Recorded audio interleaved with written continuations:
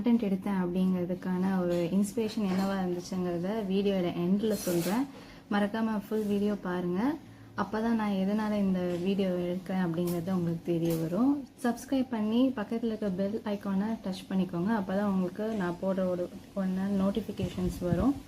And சரி, எதனால் அந்த இப்போ இருக்கக்கூடிய ஜென்ரேஷனில் இருக்கக்கூடியவங்க எதனால் சீக்கிரமாகவே வந்துட்டு லவ்வில் வந்து ஃபால் ஆகுறாங்க அப்படிங்கிறதுக்காக தான். ஃபஸ்ட்டாக சொல்லப்படுறது என்ன காரணம் அப்படின்னா, மீடியா இன்ஃப்ளூயன்ஸ். பல விஷயங்கள் போடுவாங்க, இல்லை ஏதாவது ஒரு விஷயந்தான் நெகட்டிவாக இருக்கும். ஆனால் அதெல்லாம் நம்ம வந்து ஒரு பெரிய விஷயமா பார்க்காம வெறும் ப்ளஸ் பாயிண்ட்டை மட்டும்தான் பார்ப்போம். பட் இப்போ இருக்கக்கூடிய நியூஸ் பேப்பராக இருக்கட்டும், இல்லை சோஷியல் மீடியாவாக இருக்கட்டும், இந்த மாதிரி ஒவ்வொரு விஷயத்துலேயும் பார்த்தீங்கன்னா நிறையாவே வந்துட்டு நெகட்டிவான விஷயங்கள் தான் அதிகமாக வந்துட்டு இருக்கு. ஸோ இதை பார்த்து வளரக்கூடிய யங்கர் ஜென்ரேஷன் செகண்ட் பார்த்தீங்க அப்படின்னா, சீக்கிரமாகவே வந்து அவங்க வந்து ஏர்லி பியூபர்ட்டின்னு சொல்லுவோம். அதாவது சீக்கிரமாக வந்து பருவம் அடையிறது. அவங்க ஏஜில் அவங்களுக்கான அந்த பருவங்கள் இல்லாமல் ரொம்ப உடல் அளவு அவங்களுக்கு சேஞ்சஸ் நடக்கிறனால, ஹார்மோன்ஸ் நிறையா அவங்களுக்கு அந்த விஷயங்கள்லாம் சீக்கிரமாக வந்து சுரக்கிறனால சீக்கிரமாகவே அவங்க வந்து லவ்வில் ஃபாலோ ஆகுறாங்க அப்படின்னு சொல்லப்படுது. அடுத்ததாக பார்த்தீங்க அப்படின்னா, பீர் ப்ரெஷர்னு சொல்லுவாங்க.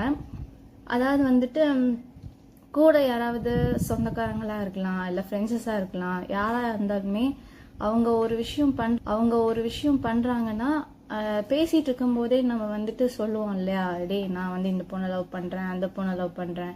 ஸோ இந்த மாதிரியான ஒரு நம்மளும் வந்து லவ் பண்ணணும் அப்படிங்கிற ஒரு மைண்ட் செட் வர்றதாகவும், அதனாலேயும் ஒரு சில பேர் வந்து ரொம்ப சின்ன வயசுலேயே வந்துட்டு அவங்க வந்துட்டு இந்த மாதிரி லவ் பண்ண ஆரம்பிச்சிடுறாங்க அப்படிங்கிறது சொல்லப்படுது. அடுத்ததாக பார்த்தீங்க அப்படின்னா, பேரண்டல் இன்ஃப்ளூயன்ஸ். அதாவது வந்து பெற்றோர்களுடைய பராமரிப்பு.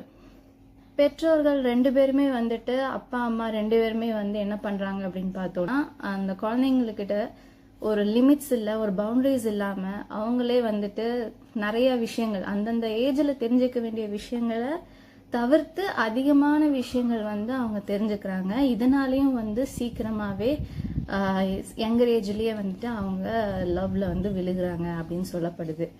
அடுத்ததாக பார்த்தீங்கன்னா, social media and technology. Social மீடியாவில் பார்த்தீங்க அப்படின்னா நிறைய கண்டென்ட் வந்து இது ரிலேட்டடாகவே போடுறதுனால இப்போ இருக்க எல்லா குழந்தைங்களுக்குமே வந்து அனுவாங்க. ஏன்னா அதில் இந்த மாதிரியான விஷயங்கள் மூலியமாக குழந்தைங்க வந்து பாதிச்சிடக்கூடாது அப்படிங்கிற ஒரு நல்ல காரணத்துக்காக அவங்க வந்து ரெஸ்ட்ரிக்ட் பண்ணுவாங்க. பட் அப்போது வந்து அதை வந்து கிட்ஸ் வந்து நான் அந்த டயத்தில் பண்ணலின்னா ஃபீல் பண்ணுவோம் இல்லையா, அந்த மாதிரி தான் வந்து இருந்தது. பட் இப்போ வந்து பார்த்தீங்க அப்படின்னா தனியாகவே போய் ஃபிலிம் பார்த்து இந்த மாதிரி விஷயங்கள்லாம் கூட நடக்குது. இது வந்து டிவியில் மட்டும்தானா கிடையாது, நம்ம லைஃப்லேயும் சரி, நம்ம சுற்றி இருக்கக்கூடிய என்விரான்மெண்ட்டும் அப்படி தான் இருக்குது. ஸோ அதனாலேயே பார்த்தீங்கன்னா நிறைய விஷயங்கள் இந்த மாதிரி நெகட்டிவான விஷயங்களை பார்த்து அந்த குழந்தைங்களை வளர்குறனாலையும் சின்ன வயசுலேயே வந்துட்டு அவங்களுக்கு ஈஸியாக அட்ராக்ஷன், அந்த லவ் வந்துட்டு ஈஸியாக வந்ததுன்னு சொல்கிறாங்க. இதனால நிறைய நெகட்டிவ் இருக்குது. இந்த யங்கர் ஏஜ்லேயே வந்துட்டு இவ்வளோ சீக்கிரமாக வந்து இந்த மாதிரி ரொமான்டிக் ஃபீலிங்ஸ், லவ் ஃபீலிங்ஸ் எல்லாம் வர்றதுனால நிறைய டிஸ்அட்வான்டேஜ் இருக்குது. இதெல்லாம் யார் அதிகமாக பாதிக்கப்படுவாங்க அப்படின்னு பார்த்தீங்கன்னா, மெயினாக வந்துட்டு அந்த ஃபர்ஸ்ட் வந்து எமோஷனல் மெச்சூரிட்டி அப்படின்னு சொல்லப்படுது. எமோஷனல் மெச்சூரிட்டி அப்படிங்கிறது வந்து ஒன்றும் இல்லை. நம்ம இப்போ நார்மலாக வந்து என்ன பண்ணுவோம், ஒரு விஷயங்கள் இருக்கும்போது அது டக்குன்னு ரொம்ப சென்சிட்டிவாக வந்து அவங்க எடுத்துக்குவாங்க. ரொம்ப வந்து எமோஷ்னலி அவங்க வந்து ரொம்பவே பாதிக்கப்படுவாங்க. எதை சொன்னாலுமே தொட்டதுக்கெல்லாம் கோவம் வரும். இந்த ஆங்கர் இஷ்யூஸு, அதுக்கப்புறம் எதை எப்படி பண்ணுறதுங்கிறது அவங்களுக்கு அந்த நிதானம் அது எதுவுமே வந்து இருக்கவே இருக்காது. ஸோ இந்த ரீசன்லாம் வந்து டிஸ்அட்வான்டேஜில் சொல்லப்படுது. அடுத்ததாக பார்த்தீங்கன்னா, ஐடென்டிட்டி டெவலப்மெண்ட். ஸோ ஒரு விஷயம் முதல்லலாம் வந்து பார்த்தோம் அப்படின்னா, ஒரு கல்யாண வாழ்க்கை அப்படின்னு சொல்லி போகிறதுக்கு முன்னாடியே வந்து அந்த பொறுப்புக்கு தன்னை தயார்படுத்திக்குவாங்க. ஸோ அந்த விஷயம் வந்து இப்போ இருக்கிற யங்கர் ஜென்ரேஷன்ஸ்க்கு கிடையாது, இல்லை அப்படின்னு சொல்லப்படுது. ஏன் அப்படின்னா, அவங்க அந்த ஐடென்டிட்டியவே வந்து மறந்துடுறாங்க. எதனால் அப்படின்னா, இந்த மாதிரி சீக்கிரமாகவே லவ் பண்ணுறனால. அடுத்ததாக பார்த்தீங்கன்னா, சோஷியல் ஐசோலேஷன். எந்த ஒரு அந்த நெகட்டிவான அந்த லவ் ஃபெயிலியர்னாலே என்ன பண்ணுறாங்க அப்படின்னா, தன்னைத்தானே தனிமைப்படுத்திக்கிட்டு எனக்கு ஈவெண்ட்ல கலந்துக்கிறதோ இல்லை ஒரு ஸ்போர்ட்ஸ்ல தன்னை ஈடுபடுத்திக்கிறதோ இந்த மாதிரியான ஹெல்த்தி விஷயத்தைய கூட அவங்க வந்து விரும்புறது கிடையாது. அந்த ஃபெயிலியர்லயே நிறைய பேர் தப்பான விஷயங்களும் பண்றாங்க.